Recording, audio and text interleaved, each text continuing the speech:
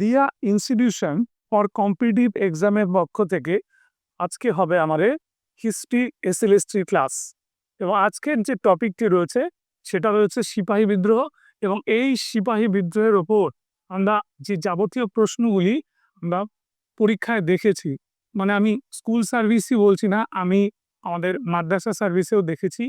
তার মধ্যে অঞ্চল ভেদে নেতা কারা ছিল, কে কোথা থেকে বিদ্রোহী হয়েছিল, এই বিদ্রোহ কে দমন করেন, কোথা থেকে দমন করেন, বা কখনো দিয়েছে প্রশ্নটা হচ্ছে আমাদের সিপাহী বিদ্রোহের সময় ভারতবর্ষের ভাইসরয় কে ছিলেন, বা ইংল্যান্ডের প্রাইম মিনিস্টার কে ছিলেন, বা কখনো দিয়েছে সিপাহী বিদ্রোহ সংক্রান্ত গ্রন্থ এবং একই রকমভাবে সিপাহী বিদ্রোহের ওপরে বেশ কিছু ঐতিহাসিকদের কোটেশন, ঠিক, এবং মহারানীর ঘোষণাপত্রে কিভাবে নিষ্পত্তি হয়েছিল, কোম্পানির শাসনের অবসান হয়েছিল, এই সংক্রান্ত প্রশ্নগুলি মেনলি থাকে।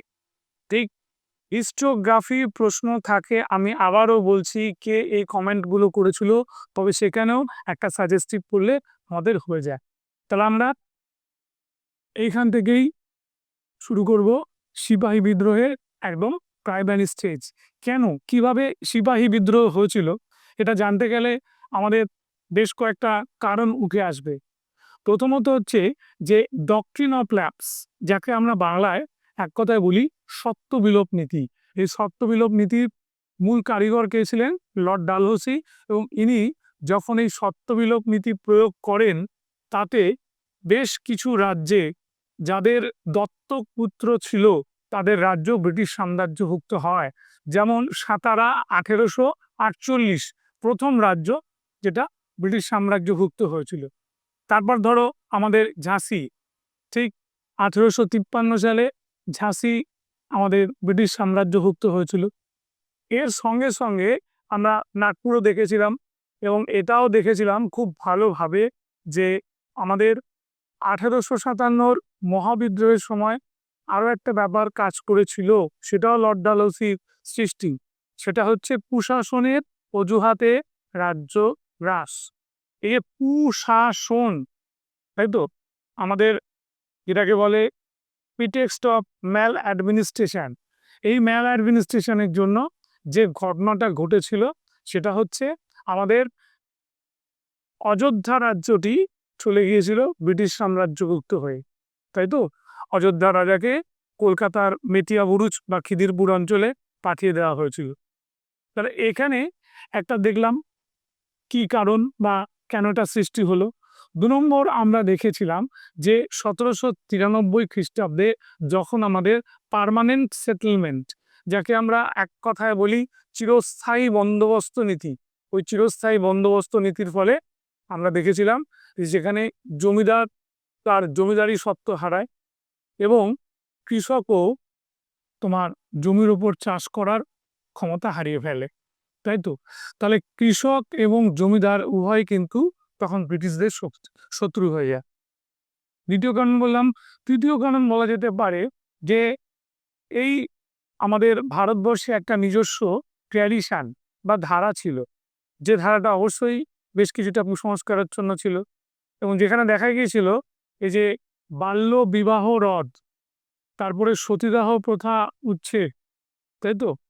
এই যে দুটো ফ্যাক্টরের কথা বললাম কাজ করা হলো, তখন ওরা মনে করলো যে সতী সিস্টেম, বিধবা বিবাহ, বাল্য বিবাহ নিষিদ্ধ, এটা আমাদের একটা ট্র্যাডিশন, এই ধারাতে আমাদের আঘাত করছে, এটা আমাদের একটা কি বলবো ভারতীয় সংস্কৃতিতে আঘাত, এবং এর জন্য ওরা ব্রিটিশ বিরোধী হয়ে উঠেছিল।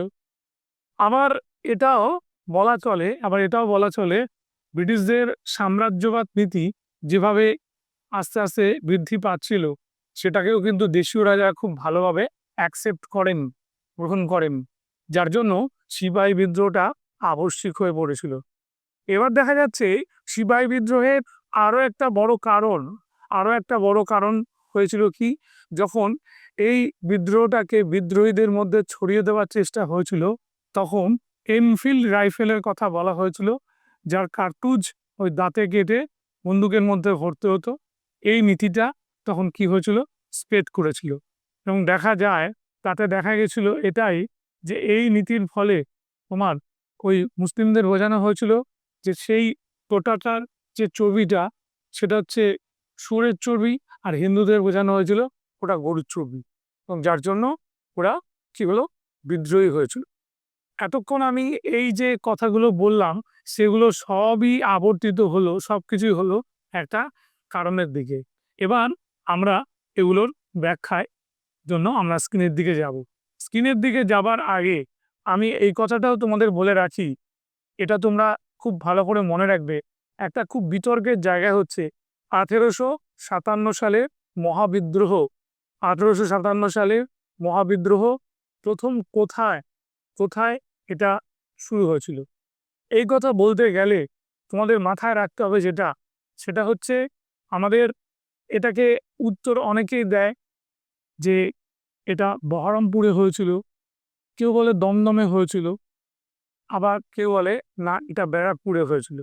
তুমি মনে রাখবে স্পার্ক যে ঝলকটা এটা ব্যারাকপুরে হয়েছিল, আর যেটা তোমার কি বলবো মঙ্গল পাণ্ডের নেতৃত্বে যে ঘটনাটা ঘটেছিল, একটা রেজিমেন্টের ওই 2-3 জনের মতো লোকের একটা বিদ্রোহ, তাই এটাকে কখনো বিদ্রোহ বলা যাবে না। কেউ যেটা সত্যিকারের বিদ্রোহ হয়েছিল সেটা আমাদের কোথায়, সেই বিদ্রোহটা হয়েছিল আমাদের মিরাটে। 10ই মে, 10th মে মিরাটে হয়েছিল, এটা মনে রাখ। ঠিক, তাহলে আমরা ফিরে যাচ্ছি, দেখে নাও। অষ্টাদশ এবং ঊনবিংশ শতকে ভারতবর্ষে ইংরেজ শাসনের বিরুদ্ধে ক্ষোভের বহিঃপ্রকাশ হলো 1857 খ্রিস্টাব্দের মহাবিদ্রোহ বা সিপাহী বিদ্রোহ। মনে রাখবে গভর্নর জেনারেল লর্ড ক্যানিং এর সময় এই বিদ্রোহ সংগঠিত হয়। খুব সহজ, কারণ আমাদের ডালহৌসি 56 সালে চলে গেল, সে জায়গায় ক্যানিং এলেন।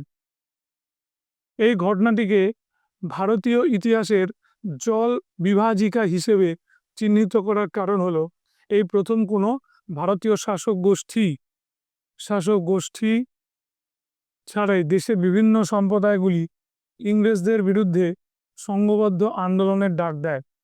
ঠিক আছে, তাই এই বিদ্রোহকে স্বাধীনতা সংগ্রামী বীর সাভারকার প্রথম স্বাধীনতা যুদ্ধ বলে অভিহিত করেছিলেন। তাহলে এই প্রশ্নটা দেয়, কে বলেছিলেন আমাদের স্বাধীনতার যুদ্ধ? উত্তর হচ্ছে বীর সাভারকার। প্রথম স্বাধীনতার যুদ্ধ কথাটা বলেছিলেন আমাদের এই বীর সাভারকার।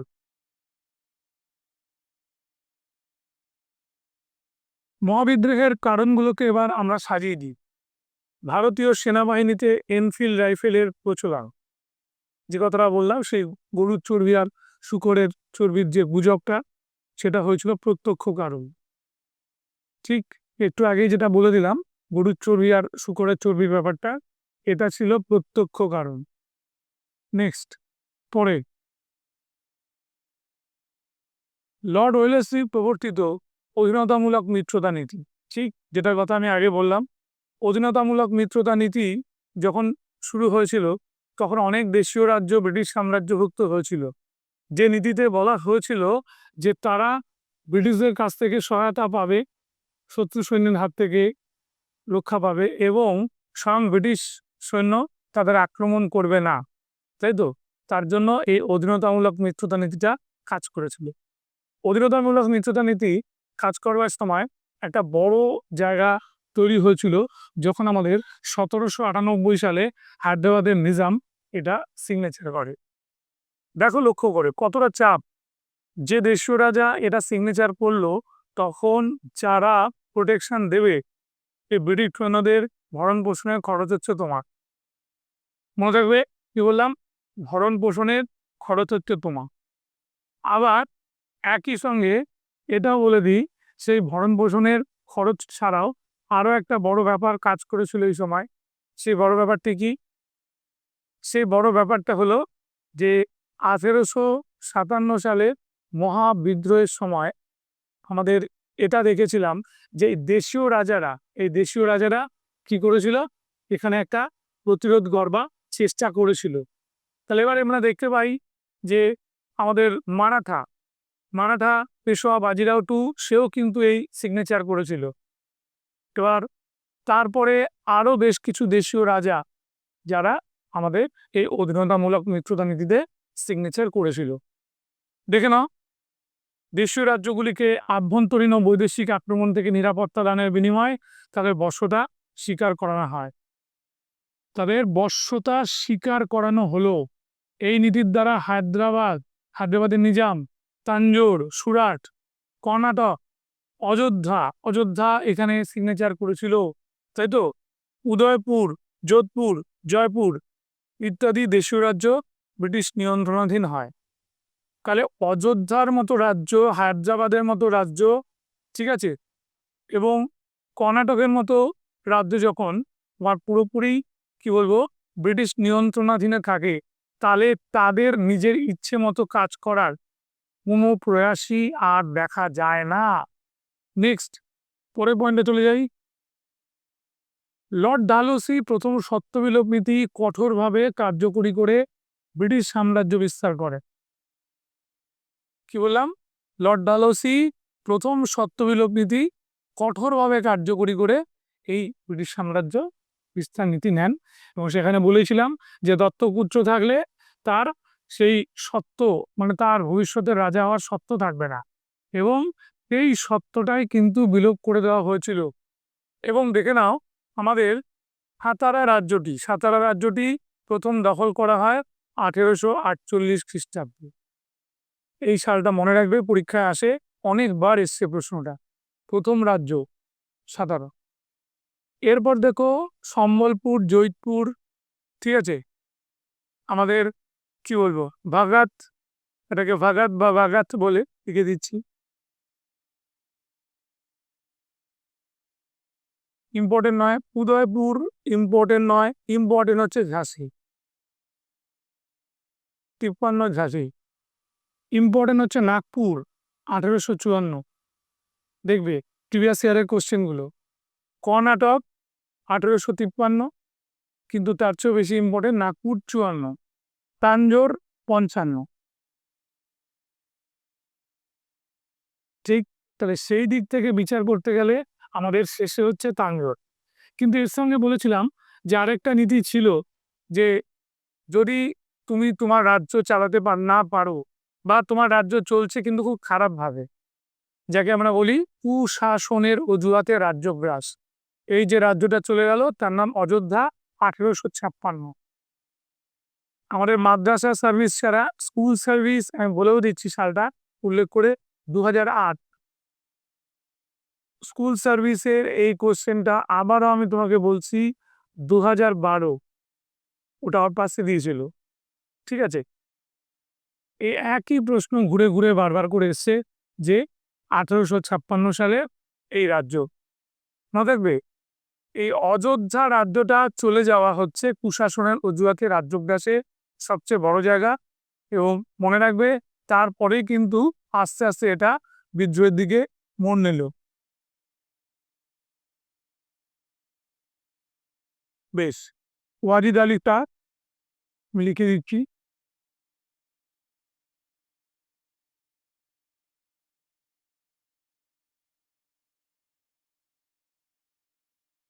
বিখ্যাত একজন রাজা। লর্ড ডালহৌসির প্রবর্তিত সত্যবিলোপ নীতি কি বলা হয়েছিল? যেখানে বলছে কোনো রাজ্যের রাজা অপুত্রক অবস্থায় মারা গেলে সেই রাজ্য ব্রিটিশ সাম্রাজ্যভুক্ত হবে, এবং সেই রাজার দত্তক পুত্রের অধিকার বাতিল বলে গণ্য করা হবে, যেটা আমি আগে বলে দিলাম। যেমন রানী লক্ষ্মীবাইয়ের ক্ষেত্রে হয়েছিল। রানী লক্ষ্মীবাইয়ের যে পুত্র, তার ক্ষেত্রে এই ঘটনাটা ঘটেছিল। তার যে দত্তক পুত্র ছিল আনন্দ রাও, সেই আনন্দ রায়ের কি হয়েছিল, আমাদের স্বীকৃতি পায়নি।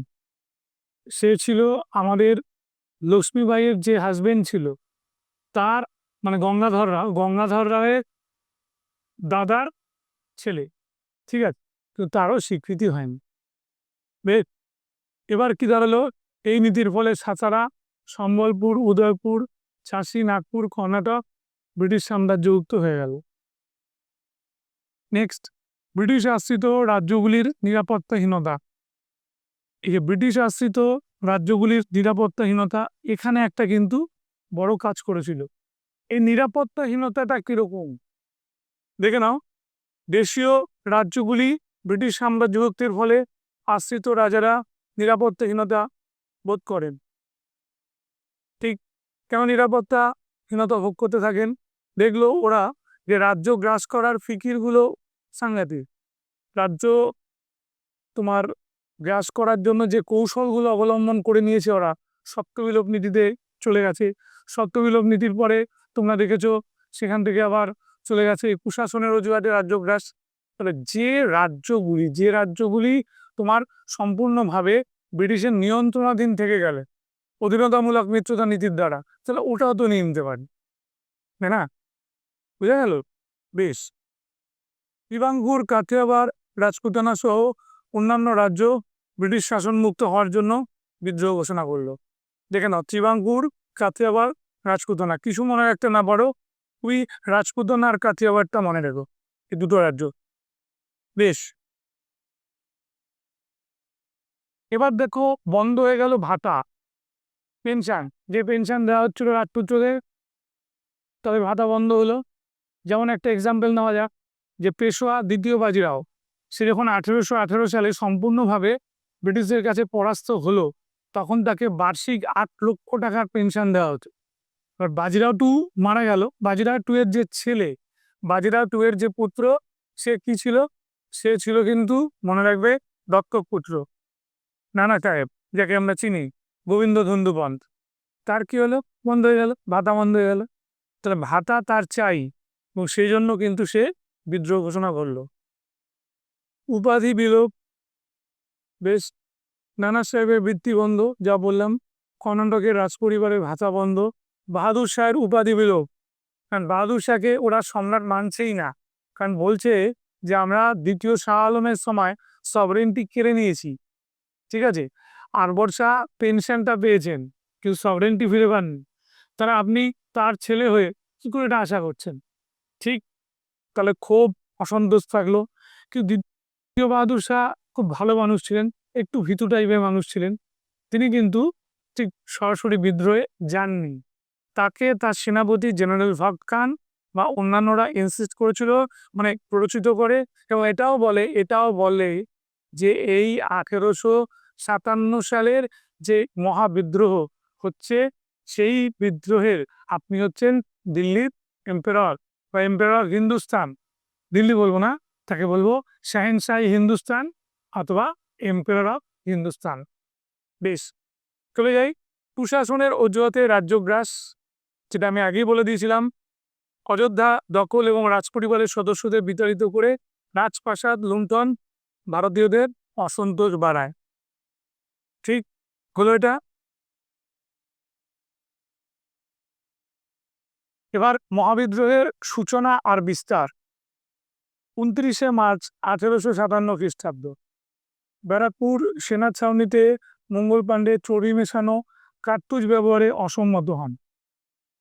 ঠিক এ কারণে তিনি ঊর্ধ্বতন সেনা আধিকারিককে হত্যা করেন এবং বিদ্রোহের সূচনা হয়। তাই তো, হ্যারিস আর বগ, না হার্সে অ্যান্ড বগ, এরকম ছিল বোধহয়। হার্সে, বাবা। এবার দেখো 10ই মে, তাহলে এটা হচ্ছে কি স্পার্ক। স্পার্ক মানে যেমন বজ্র যেমন স্পার্ক দেয়, ঠিক সেরকম স্পার্ক দিয়েছিল আমাদের এই ব্যারাকপুরের বিদ্রোহটার সময়, মানে মঙ্গল পাণ্ডের বিদ্রোহের সময়। এবং মনে রাখবে ভালো করে যে মঙ্গল পাণ্ডে এই বিদ্রোহ করে হচ্ছে 29শে মার্চ, আর তার ফাঁসি হয় কবে? তার ফাঁসি হয় হচ্ছে 8ই এপ্রিল। ঠিক আছে, 8 এপ্রিল। আমি ডেটটা এইভাবে লিখছি, সুবিধা হবে তোমাদের। 1857। তুমি শুনলে অবাক হয়ে যাবে, 1957-এ যখন মহাবিদ্রোহের শতবর্ষ হয়েছিল, সেই শতবর্ষের সময় এই মঙ্গল পাণ্ডেকে ওরা শহীদ হিসেবে, সিপাহী বিদ্রোহের প্রথম শহীদ হিসেবে মানতে অস্বীকার করেছিল। ওদের কথা হচ্ছে একটাই, যে মঙ্গল পাণ্ডের ক্ষেত্রে যে ঘটনাটা ঘটে গেছিল, একটা আকস্মিক ঘটনা, হঠাৎ করেই ঘটেছিল। তার জন্য কোনো পূর্ব পরিকল্পনা ছিল না মঙ্গল পাণ্ডের মধ্যে। তা মঙ্গল পাণ্ডেকে আমরা কিসের হিসেবে প্রথম শহীদ বলবো? কিন্তু তৎকালীন ভারতবর্ষের প্রধানমন্ত্রী, ঠিক আছে, সবার সঙ্গে আলোচনা করে মঙ্গল পাণ্ডেকেই ভারতের প্রথম শহীদ বলে স্বীকৃতি দিয়েছিলেন। ঠিক 1857 সালের 10ই মে মিরাটে সেনা ছাউনিতে সিপাহীরা বিদ্রোহ শুরু করেন। ঠিক আছে, মিরাটে সিপাহীরা বিদ্রোহ শুরু করেন এবং ঊর্ধ্বতন ইংরেজ আধিকারিকদের হত্যা এবং লুটতরাজ চালানো হতে থাকে। ঠিক, বেশ। এবার ওপরতলার যারা ইংরেজ আধিকারিক ছিল তাদেরকে কিন্তু হত্যা করা হয়েছিল এমন রিপোর্ট আছে, মহাফেজখানার দলিলে আছে। ঠিক তো? উইলিয়াম ডালরিম্পলের যে বইটা ছিল দ্য লাস্ট মোগল, তাতে কিন্তু উনি এরকম বেশ কিছু তথ্য আমাদের পেপার কাটিং হোক অনেক কিছুই সাবমিট করেছিলেন। ঠিক আছে, পেঙ্গুইনের বই এটা, এবং খুব যথেষ্ট বিতর্কেরও সৃষ্টি হয়েছিল। যাই হোক, চলে যাই পরের জায়গাটায়। 11 থেকে 30 মে 57 দিল্লিতে বিদ্রোহীদের সাফল্য উত্তর এবং মধ্য ভারতে সিপাহীদের উদ্বুদ্ধ করে তোলে। ঠিক, মিরাটে সেনা ছাউনি থেকে বিদ্রোহী সিপাহীরা 11ই মে দিল্লিতে এসে পৌঁছান। ঠিক, মোগল সম্রাট দ্বিতীয় বাহাদুর শাহকে হিন্দুস্তানের সম্রাট ঘোষণা করে সিপাহীরা তার নেতৃত্বে বিদ্রোহ শুরু করেন। সিপাহীরা দিল্লি দখল করে নির্বিচারে ইংরেজদের হত্যা করেন। মাথাবে মোগল সম্রাট দ্বিতীয় বাহাদুর শাহকে হিন্দুস্তানের সম্রাট ঘোষণা করা হয়। যখন এই ঘোষণা করলো তখনই কিন্তু ওরা একেবারে বিদ্রোহের জন্য ঝাঁপিয়ে পড়লো। তোমরা লক্ষ্য করে দেখো, ফিরোজপুর, বোম্বাই, আলিগড়, নাসিরাবাদ, বেরেলি, মোরাদাবাদ, শাহজাহানপুরের বিদ্রোহ ছড়িয়ে পড়ে। ঠিক এই অঞ্চল যেখানটার মধ্যে খুব সেন্সিটিভ, তাই তো, খুব স্পর্শকাতর জায়গা হয়ে যায় যেখানে বিদ্রোহটা ছড়িয়ে পড়ে। জুন 57, 4 জুন কানপুর সেনা ছাউনিতে বিদ্রোহ শুরু হলো। এই সময় গোয়ালিয়র, ভরতপুর, ঝাঁসি, এলাহাবাদ, ফৈজাবাদ, সুলতানপুর, লখনৌ ইত্যাদি স্থানেও বিদ্রোহের সূচনা হয়। তাহলে কোথায় কোথায় হলো? গোয়ালিয়রে হলো, ভরতপুরে হলো, ঝাঁসিতে হলো, এলাহাবাদ, ফৈজাবাদ, সুলতানপুর, লখনৌ এই জায়গাগুলোতে বিদ্রোহ ছড়ালো। সিন্ধু গাঙ্গেয় উপত্যকা এবং রাজপুতনা, মধ্য ভারত ও বাংলার বেশ কিছু অংশে বিদ্রোহ ছড়িয়ে পড়ল। ঠিক, সিন্ধু গাঙ্গেয় উপত্যকা এবং রাজপুতনা, মধ্য ভারত ও বাংলার বেশ কিছু অংশে আমাদের এই বিদ্রোহটা ছড়িয়ে পড়ল। মহাবিদ্রোহের নেতৃত্ব ও দমনকারী ইংরেজ সেনাপতিগণ। দেখা যাক, 11ই মে 1857 সালে দিল্লিতে দ্বিতীয় বাহাদুর শাহ ও ওয়াক খানের নেতৃত্বে মহাবিদ্রোহ শুরু হয়। মনে রাখবে, তাহলে এই যে বললাম দ্বিতীয় বাহাদুর শাহ এখানে ইনক্লুড হলো, এবং তার সেনাপতি ওয়াক খান ছিল তার সেনাপতি, ও তার সেনাপতি করে দিই।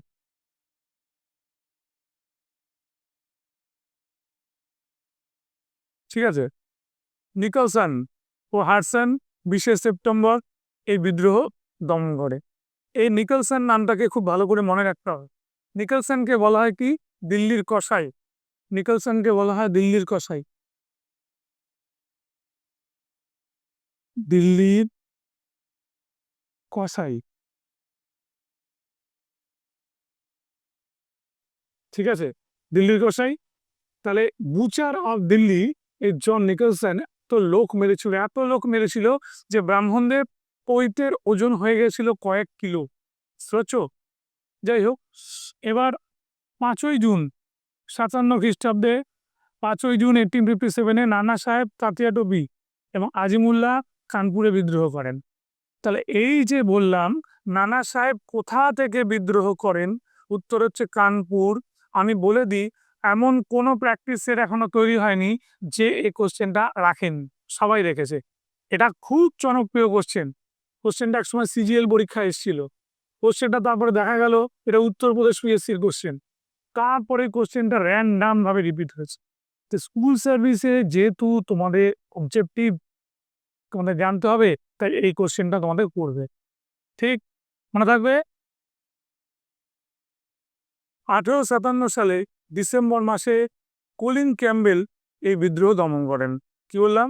1857 সালের ডিসেম্বর মাসে কলিন ক্যাম্বেল কিন্তু আমাদের এই বিদ্রোহটা দমন করলেন। এই ভদ্রলোক যার নাম বললাম, এ কিন্তু দীর্ঘ সময় ধরে যুদ্ধ করে গেছিল, ঠিক আছে? এবং যারা মারা গিয়েছিল, যে সমস্ত সেনাপতিরা মারা গিয়েছিল, তার মধ্যে একজন ছিলেন এই কলিন ক্যাম্বেল। 1857 সালের জুন মাসে খান বাহাদুর বেরেলিতে বিদ্রোহ করেন এবং মে মাসে কলিন ক্যাম্বেল এই বিদ্রোহ দমন করেন। ঠিক আছে, তাহলে দেখে নাও, খান বাহাদুর বেরেলিতে বিদ্রোহ করছে, সেই বিদ্রোহ দমন করছে কলিন ক্যাম্বেল। তাহলে সময়টা কিন্তু 58 সাল চলে এসছে। এবার বলছে 8ই জুন 1857 খ্রিস্টাব্দে বেগম হাজরাত মহল এবং বিরজিস কাদির লখনৌতে বিদ্রোহ দমন করেন। না, বিদ্রোহ দমন করে না, সরি, বিদ্রোহ করে। এখানে একটু বলবো, বিরজিস কাদিরকে, তাই তো, বিরজিস কাদিরকে এবং এই ভদ্র মহিলাকে বেগম হাজরাত মহল, জানতে হবে উনি হচ্ছেন ওয়াজেদ আলী শাহের স্ত্রী এবং খুব ভালো কবিতা লিখতে পারতেন বলে ওনাকে বলা হতো মাহেক পাড়ি, মাহেক পাড়ি বলা হতো। বেগম হাজরত মহল, মাহেক পাড়ি, ঠিক আছে। কলিন ক্যাম্বেল 21শে মার্চ 1858 খ্রিস্টাব্দে এই বিদ্রোহ দমন করেন। ঠিক আছে, কলিন ক্যাম্বেল কি বললাম আমাদের 21শে মার্চ 1858 খ্রিস্টাব্দে এই বিদ্রোহ দমন করেন। 8ই জুন 1857 খ্রিস্টাব্দে রানী লক্ষ্মীবাই ঝাঁসিতে বিদ্রোহ করেন। এবার লক্ষ্মীবাই যখন ঝাঁসিতে বিদ্রোহ করলো, লক্ষ্মীবাইয়ের সঙ্গে যিনি লড়াই করেছিলেন তার নাম জেনারেল হিউরোজ, এবং হিউরোজের সঙ্গে যুদ্ধ হতে হতে উনি আহত হন এবং আহত হয়ে মারা যান। মনে রাখবে, একটা বড় যুদ্ধ ছিল লক্ষ্মীবাইয়ের এক্ষেত্রে, তার নাম হচ্ছে ব্যাটল অফ কালপি, কালপির যুদ্ধ ছিল। যখন লক্ষ্মীবাই মারা যান তখন হিউরোজ তাকে বলেছিল ব্রেভেস্ট অফ ব্রেভ, এবং বলেছিলেন যতজন এখানে বিদ্রোহ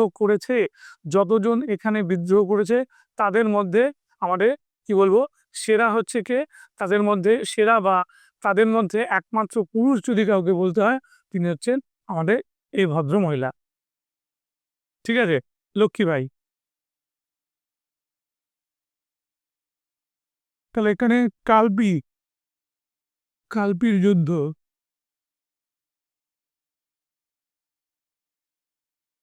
লিখে দিলাম।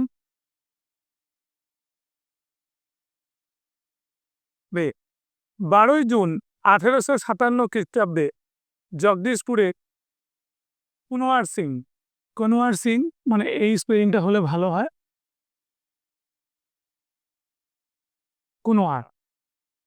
কুনওয়ার লিখতে হয় না, কুনওয়ার সিং, অমর সিং বিদ্রোহ করেন। 1857 খ্রিস্টাব্দের মে মাসে মেজর উইলিয়াম টেলর এর দমন করেন এবং কি বললাম, মেজর উইলিয়াম টেলর এই বিদ্রোহটা দমন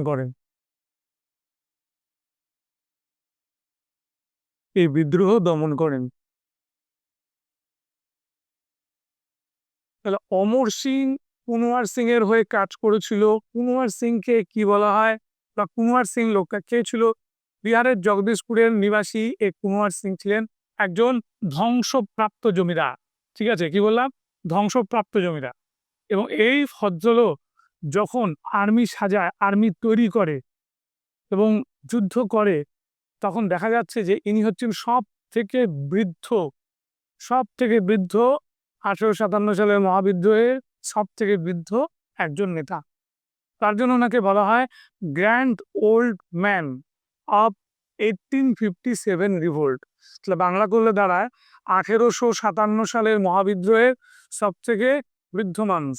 এবং একই সঙ্গে তাকে এটাও বলা হয় যে তিনি হচ্ছেন লায়ন অফ বিহার।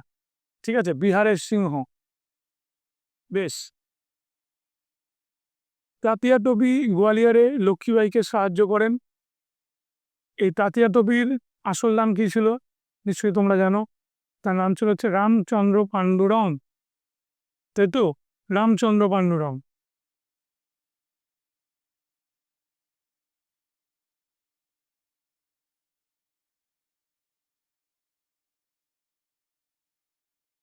জুন 1857-তে মৌলভী আহমদুল্লাহ ফৈজাবাদে বিদ্রোহ করেন।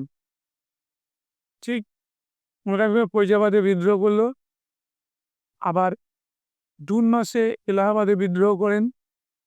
কর্নেল নীল 1878 তা দমন করেন। নীল বা নেল বা নেল ইংরেজিতে লিখে দিলাম। দেবী সিং কদম সিং মথুরাতে বিদ্রোহ করেন। বেশ, লক্ষ্মীবাইকে ব্রেভেস্ট অফ ব্রেভ বা জোয়ানো আর্ক অফ ইন্ডিয়া বলা হয়। এবার দেখো আমাদের যেটা আছে মহাবিদ্রোহের প্রকৃতি সম্পন্নে বিভিন্ন ঐতিহাসিক মতামত। তাহলে বিদ্রোহটা যেরকম হলো বা যেরকম গেল তাতে কে কীরকম বলেছিল। যেমন এখানে ডিসরেলি, তাই তো, এই ডিসরেলি একটা দারুণ কথা বলেছিল। ডিসরেলি বলছে এই বিদ্রোহ ছিল একটি জাতীয় বিদ্রোহ, a national revolt in deep মিস্ট্রাস্ট।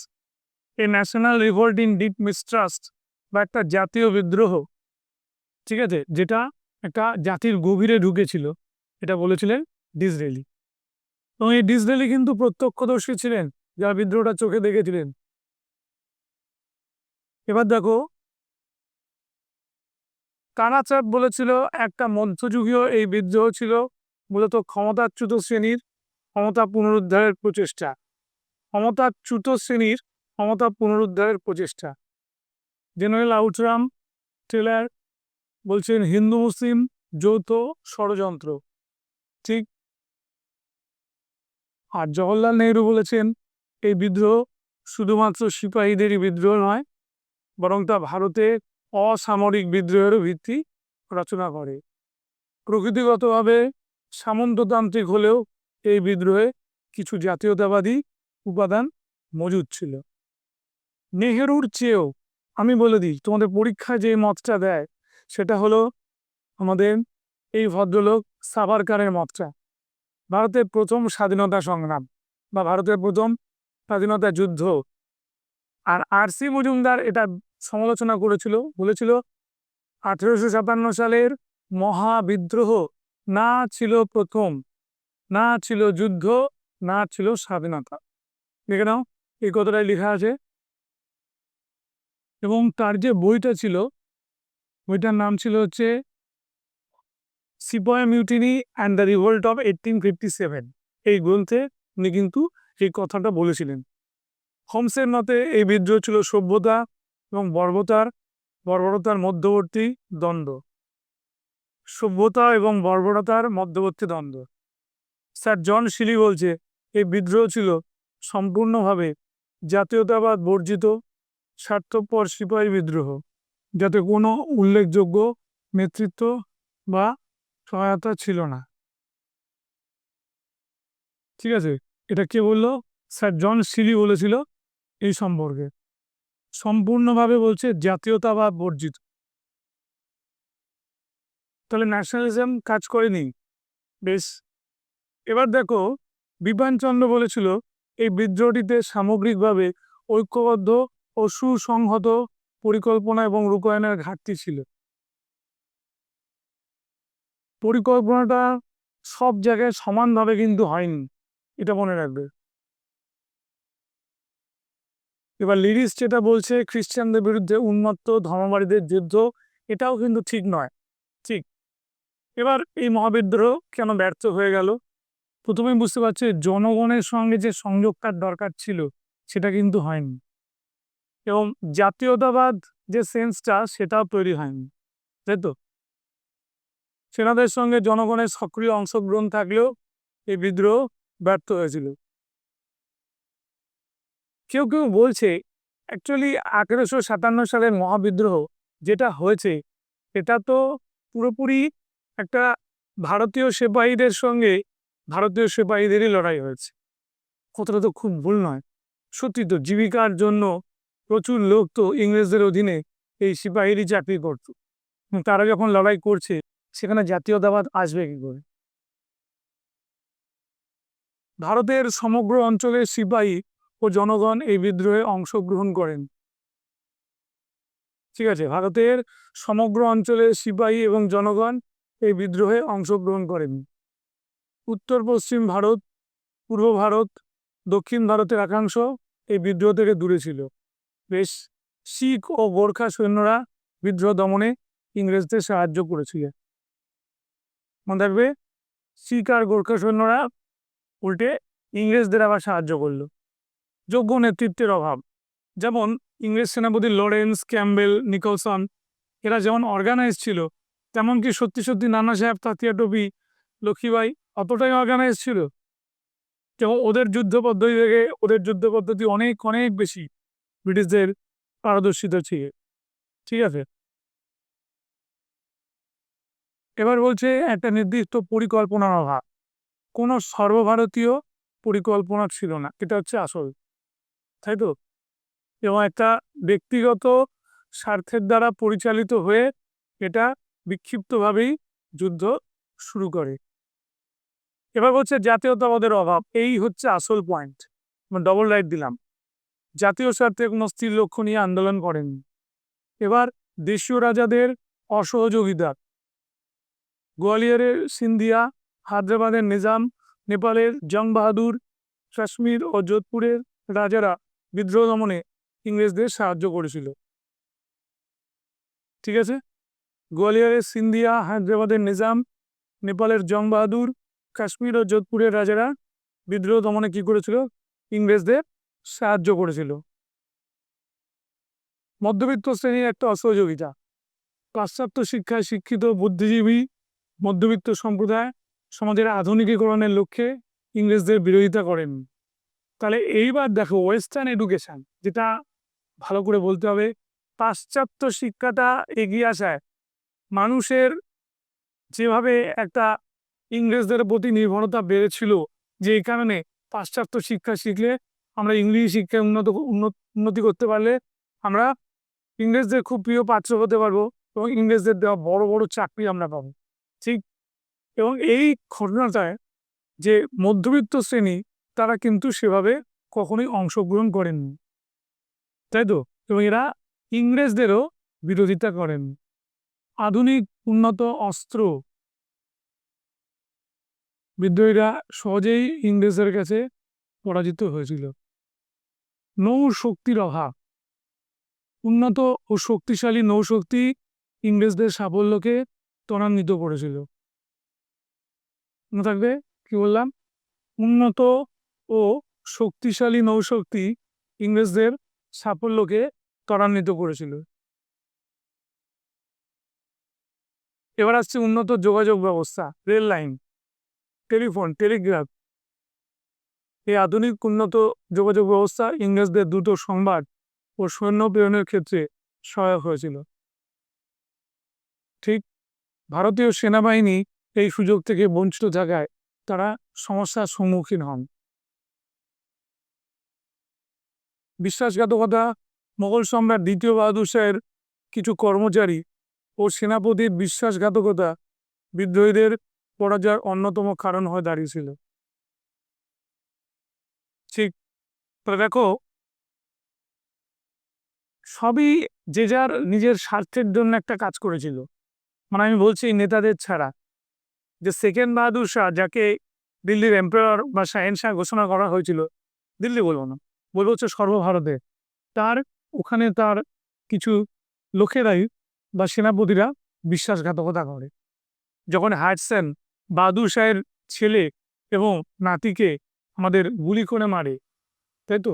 যেখানটায় গুলি করে মেরেছিল সেই জায়গাটাকে বলা হয় খুনি দরওয়াজা, খুনি দরওয়াজা বলা হয়। বেশ, এবার আমি যেটা করে দিয়েছি সেটা তোমাদের বুঝতে সুবিধা হবে, সেটা হচ্ছে প্রত্যেকটা ক্যারেক্টারকে সামনাসামনি নিয়ে এসেছি। যেমন লক্ষ্মীবাই, মণিকর্ণিক, ভীষণ ইম্পর্টেন্ট। স্বামীর নাম হচ্ছে গঙ্গাধর রাও নেওয়ালকার এবং ওনাদের সেই সন্তান ছিল, তার নাম ছিল দামোদর রাও। দুর্ভাগ্যের ব্যাপার, দামোদর রাও খুব অল্প বয়সে, ঠিক আছে, মানে বয়স তো বলবো না, 4 মাস মাত্র বয়সে মারা গেল।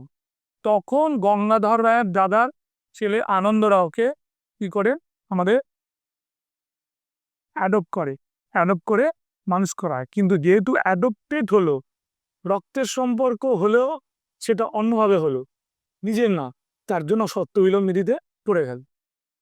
বেশ। আনন্দরাওকে দত্তক নেওয়ায় গভর্নর জেনারেল ডালহৌসি সত্যবিলোপ নীতি অনুসারে এই দত্তককে বেআইনি বলে ঘোষণা করে লক্ষ্মীবাঈর রাজ্যকে কোম্পানির দখলে নেন। 1854 খ্রিস্টাব্দে ঝাঁসি রানীর নামে বার্ষিক 60,000 টাকা ভারতীয় মুদ্রা ভাতা হিসেবে মঞ্জুর করা হয়। ভাবো, তাই না? আমি ভাবছি এখানে 1818 সালে 8 লাখ টাকা পেয়েছিল আমাদের বাজিরাও সেকেন্ড, আর 1854 লক্ষ্মীবাঈকে দেওয়া হচ্ছে বার্ষিক 60,000 টাকা। কতখানি অপমান বলো দেখি। বলা হয় ঝাঁসিকে কেল্লা ত্যাগ করা, কেল্লার মধ্যে আসে থাকতে পারবে না। ঠিক। এবার 23শে মার্চ 58 ব্রিটিশ সৈন্যরা হিউরোজের নেতৃত্বে ঝাঁসি অবরোধ করেন। লক্ষ্মীবাঈ হিউরোজের আক্রমণে ঝাঁসি ত্যাগ করে গোয়ালিয়র দুর্গ দখল করেন। তাতিয়া টোপি লক্ষ্মীবাঈর সঙ্গে জোটবদ্ধ হয়েছিলেন। ঠিক, মনে রাখবে 1858 17 জুন গোয়ালিয়রের ফুলবাগ এলাকায় কোটাহি সেরাইয়ে সেনাপতি হিউরোজের নেতৃত্বাধীন রাজকীয় বাহিনীর সঙ্গে পূর্ণ উদ্যমে যুদ্ধ চালিয়ে লক্ষ্মীবাঈ যুদ্ধক্ষেত্রে নান করে আমাদের শহীদ হন। এবার একটা যুদ্ধ এখানে আমি বলে দিয়েছিলাম, কালপির যুদ্ধ।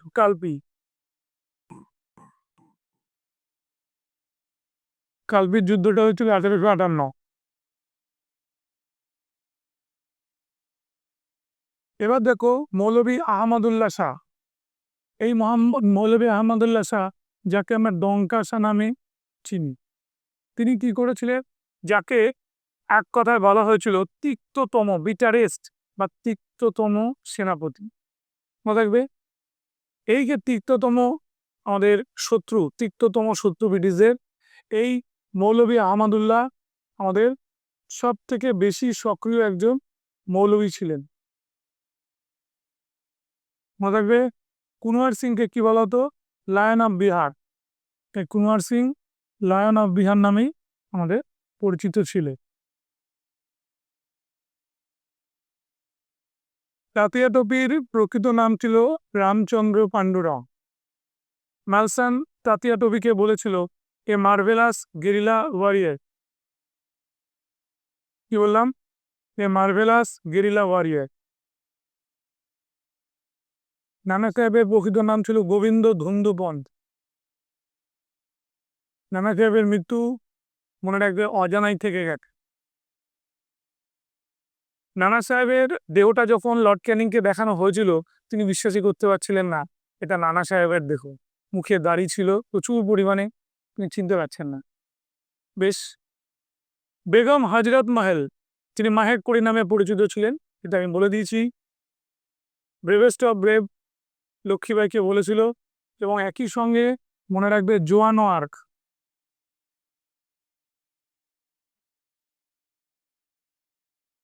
ঠিক আছে, জোয়ানো আর্কও বলা হতো।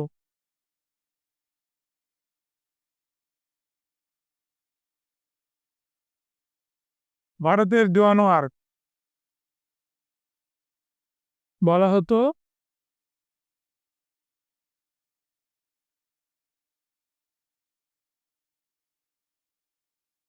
লক্ষ্মীবাঈকে। ঠিক আছে, দেখে নাও ভালো করে। জোয়ানো আর্ক, যে ভদ্রমহিলা একা লড়াই করেছিল, তাই তো? মনে পড়ছে? ফরাসিদের এগেনস্টে লড়াই করেছিলেন, এবং ইনি আমাদের কি বলবো, একটা নারী জাতির একটা সিম্বল হয়েছিলেন। মহাবিদ্রোহের যে রেজাল্ট হলো আমরা দেখলাম, সেখানে প্রথমেই দেখা গেল যে আমাদের আর্থসামাজিক, রাজনৈতিক, সামরিক ও প্রশাসনিক ক্ষেত্রে একাধিক পরিবর্তন সূচিত হয়েছিল। এখানে কোম্পানির শাসনের অবসান হলো। ঠিক আছে, এবং ইংল্যান্ডের ব্রিটিশ কর্তৃপক্ষ ইস্ট ইন্ডিয়া কোম্পানির হয়ে ভারতের প্রশাসনিক দায়িত্ব রাখা যুক্তিসঙ্গত না বলে বিবেচনা করল। ঠিক। 1858 2রা আগস্ট ব্রিটিশ পার্লামেন্টে ভারত শাসন আইন পাশ করার মাধ্যমে ভারতের কোম্পানি শাসনের অবসান ঘটানো হলো। এই পয়েন্টটা ডবল রাইট দিলাম, ভালো করে পড়বে। ঠিক আছে, 58 আগস্টে পুরোপুরি ইস্ট ইন্ডিয়া কোম্পানি অবসান হলো এবং ব্রিটিশ গভর্নমেন্ট চলে এলো ভারতের শাসন করতে। সরাসরি ব্রিটিশ সরকারের হাতে ভারতের শাসনভার সরাসরি ব্রিটিশ সরকার বা ইংল্যান্ডের মহারানী ভিক্টোরিয়ার হাতে অর্পণ করা হলো।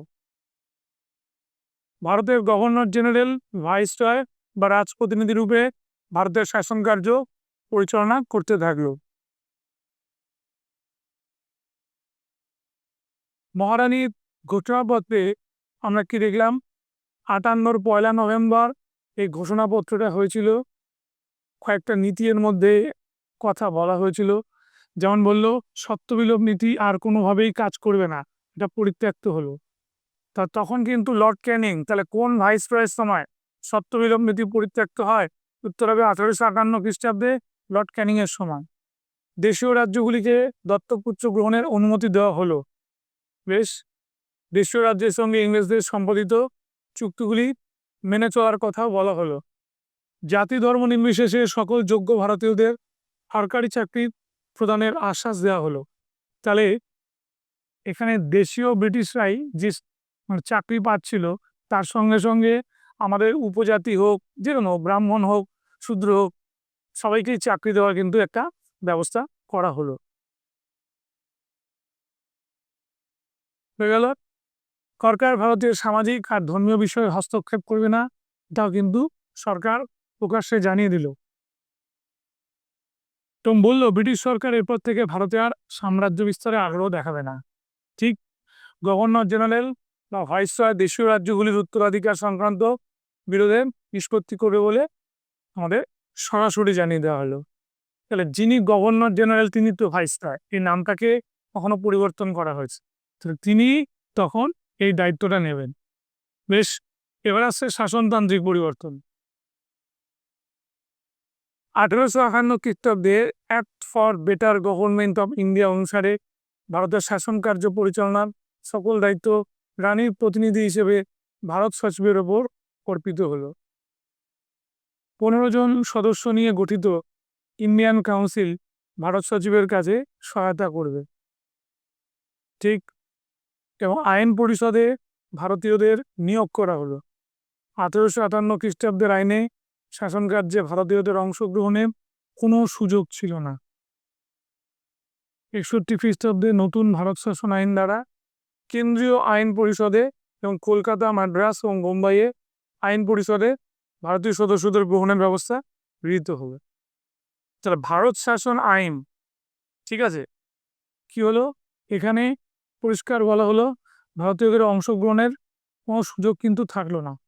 এবং সেটা যখন 1861-এ আবার একটা ভারত শাসন আইন হলো, সেখানে এই কলকাতা, মাদ্রাস আর মুম্বাই যেটা থাকলো, সেই কলকাতা, মুম্বাই, মাদ্রাসের আমাদের কোর্টের একটা গুরুত্ব বাড়লো। মানে 61 যদি আমি ধরি, সেই আইন অনুসারে 65 সালে কিন্তু এটা তৈরি হলো। এটাও একটা বড় এফেক্ট ছিল 1858-এ আমাদের সিপাহী বিদ্রোহের ফলাফল। ঠিক আছে, আইনসভায় বেসরকারিভাবে কিছু লোক ছিল, যার মধ্যে ছিল দিনকর রাও, পাতিয়ালা আর বেনারসের রাজা। পাতিয়ালা আর বেনারসের রাজা ব্যাপারটা আমি বলে দিই, সাধারণত স্কুল সার্ভিসের পরীক্ষা আমি কোশ্চেনটা দেখিনি। এটা তোমাদের দেখবে ওই কনস্টিটিউশনের কোশ্চেনে দেয় যে এরা কিন্তু ভারতীয় সদস্য হিসেবে সেখানে বেসরকারিভাবে হলেও একটা পার্টিসিপেট করেছিল। সামরিক পরিবর্তনে এখানে একটা কমিশন এসেছিল, তার নাম পিল কমিশন।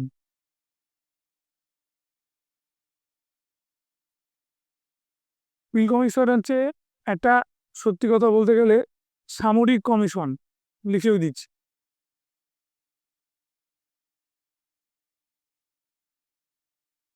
সেখানে বলা হয়েছিল যদি বাংলা হয় তাহলে এটা প্রতি একটা ব্রিটিশ সৈন্যতে 2টো ভারতীয় সৈন্য থাকবে। আর এটা বাংলা ছাড়া বোম্বাই, মাদ্রাসের দিকে গেলে সেটা হবে কি প্রতি একটা ব্রিটিশ সৈন্যে 3টে করে ভারতীয় সৈন্য। ঠিক আছে, মনে থাকবে এই জিনিসটা পিল কমিশনে হয়েছিল। তাহলে সিপাহী বিদ্রোহের উপরে ইম্পর্টেন্ট যে কমিশনটা, তার নাম হলো পিল কমিশন, সামরিক কমিশন। ব্রিটিশ বিরোধী সম্ভাব্য সেনা অভ্যুত্থানের দূর করবার লক্ষ্যে যেটা হলো শ্বেতাঙ্গ সৈন্যের সংখ্যা বৃদ্ধি করা হলো, এটা আমি আগে বলে দিলাম। হোয়াইটদের সংখ্যা বাড়ানো হলো। গোলন্দাজ বাহিনী সম্পূর্ণভাবে ইংরেজদের হাতে রাখা হলো। তাহলে যেটাকে আমরা মীর-ই-আতিশ বলতাম, সেটা থাকলো কার হাতে? আমাদের ইংরেজদের হাতে। সীমান্ত রক্ষা এবং অভ্যন্তরীণ শৃঙ্খলা রক্ষার দায়িত্ব ইংরেজ সেনাদের ওপর অর্পিত হলো। মনে থাকবে, সামরিক উচ্চ পদে ভারতীয়দের নিয়োগ না করার নীতি গৃহীত হলো। ঠিক, সামরিক পদে মানে সেনাবাহিনীদের পদে যে ভারতকে লেফটেন্যান্টের পোস্ট দেবে এরকম দেওয়া হলো না, কিন্তু ছোটখাটো পোস্টই ওদের থাকলেও যে সমস্ত সৈন্য মহাবিদ্রোহে অংশ নিয়েছিল সরকার তাদের অসামরিক জাতি বলে আখ্যা দেয় এবং তাদের ব্রিটিশ ভারতীয় সেনা বিভাগে প্রবেশের অধিকার থেকে বঞ্চিত করা হয়, যে তারা আর কখনোই ব্রিটিশ আর্মিতে ফিরে যেতে পারবে না। ঠিক, ভারতীয় সৈন্যদের মধ্যে ঐক্য গড়ে উঠতে না পারে সেজন্য ভারতীয় বাহিনীর প্রতিটি বিভাগে বিভিন্ন জাতি ও ধর্মের সেনা নিয়োগের ব্যবস্থা করা হয়। ঠিক আছে, বিভিন্ন জাতি ধর্ম। মোগল সাম্রাজ্যের অবসান হয়ে যায়, সেই পাচ্ছ। বাহাদুর শাহকে রেঙ্গুনে পাঠিয়ে দেওয়া হয়। বাহাদুর শাহ প্রথমে পরাস্ত হয়ে কোথায় গিয়েছিল? তোমার লুকিয়ে পড়েছিল হুমায়ুনের সমাধির পেছনে। তারপর ওখান থেকে তাকে ধরে লালকেল্লায় বিচার করা হয়। লালকেল্লায় বিচার করে তাকে রেঙ্গুনে পাঠানো হয় এবং রেঙ্গুনে যখন তার দেহাবসান ঘটে, সঙ্গে সঙ্গে আমরা নিশ্চয়ই জানি যে 1858 সালেই আমাদের মোগলদের পুরোপুরি চলে যায়, মোগলদের আধিপত্য পুরো চলে যায় এবং এই ক্ষমতাটা নির্মূল হয়ে যাওয়ার পরে সেটা ব্রিটিশ শাসনাধীনই হয়ে যায়। দ্বিতীয় বাহাদুর শাহকে রেঙ্গুনে নির্বাসিত করা হয়, যা যা বললাম। পুত্র পৌত্রদের ব্রিটিশ সরকার হত্যা করলে ব্রিটিশ অফিসার, কি নাম ছিল, হাডসন, হত্যা করলে মোগল সাম্রাজ্যের অবসান ঘটে। সামাজিক পরিবর্তন, মোগল সাম্রাজ্যের অবসান ঘটলে ভারতীয় মুসলমান সমাজ ইংরেজদের থেকে দূরে সরে থাকার নীতি গ্রহণ করে। ঠিক, আবার পরবর্তীকালে দেখতে পাই যখন স্যার সৈয়দ আহমেদ খান আসেন তখন আবার অনেকটাই যোগ দেয়। ভারতীয় হিন্দু সমাজ পাশ্চাত্য জ্ঞান বিজ্ঞান লাভে উৎসাহী হয়, মুসলমানরা হিন্দুদের থেকে পিছিয়ে পড়ে। এই সময়টা বলা হচ্ছিল নাকি নবযুগের সূচনা হয়, আধুনিকতাবাদ, কারণ পাশ্চাত্য শিক্ষাটা এই সময় আরও বেশি শক্তিশালী হয়। বলছে মধ্যযুগের অবসান এবং আধুনিক যুগের সূচনা হয়ে গেল, এরকম বলা হয়েছিল। ভারতীয়দের মধ্যে বিভেদ তৈরিতে সচেষ্ট হলেও পাশ্চাত্য শিক্ষায় শিক্ষিত মধ্যবিত্ত ও বুদ্ধিজীবী সম্প্রদায় নিজেদের অধিকার সম্পর্কে সচেতন হয়। স্বাধীনতা, গণতন্ত্র, জাতীয়তাবাদ, এই আদর্শগুলো আস্তে আস্তে ভারতবাসীদের মধ্যে বিকাশ ঘটে। বিপিনচন্দ্রর যে বই কি বলছে, মডার্ন ইন্ডিয়া, আমাদের সময়টাকে 1858 থেকে আমাদের বলছে 1941, তাই তো? মানে সময়টাকে ধরেছে পুরোপুরি আধুনিক, মানে আধুনিকতাটাকে। বেশ, এবার গ্রন্থগুলো দেখে না। সুরেন্দ্রনাথ সেনের 1857, রমেশচন্দ্র মজুমদারের the sipahi mutiny and the revolt of 1857,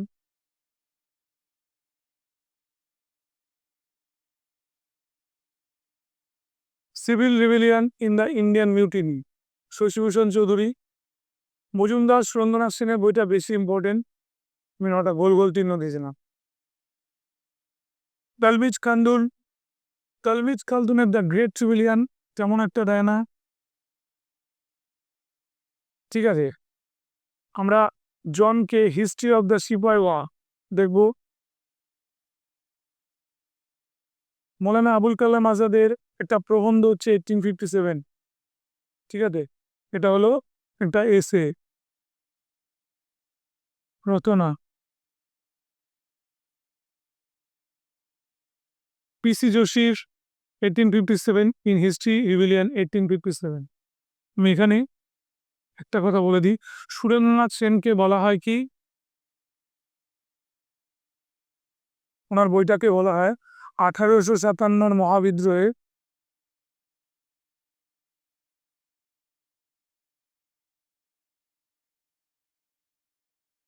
সরকারি ঐতিহাসিক।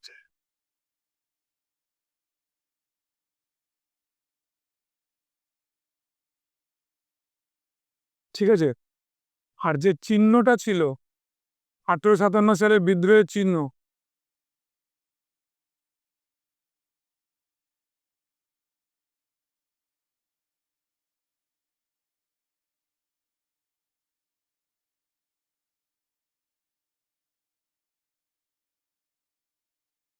বিদ্রোহের চিহ্ন, চিহ্ন কি ছিল? এক কথায় মনে রাখবে, চিহ্নটা ছিল হচ্ছে আমাদের চাপাটি ও পদ্ম।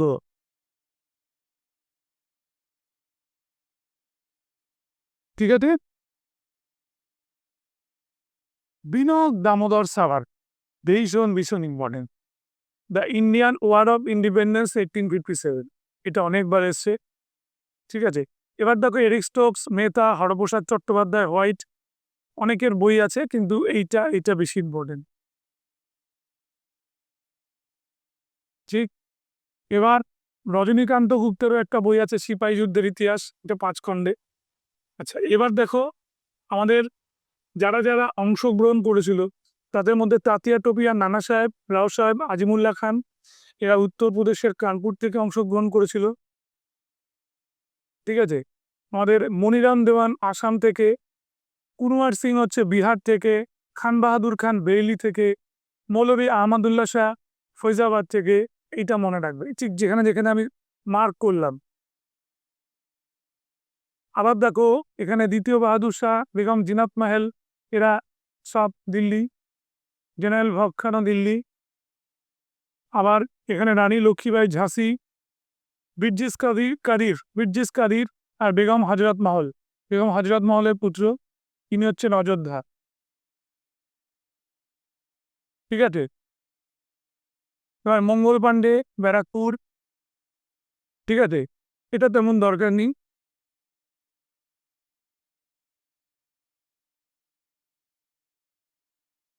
বেশ, তাহলে আমরা আজকে 1857 রিভোল্ট পুরোপুরি ভাগে আমরা শেষ করলাম, এবং শেষ করার সময় আমাদের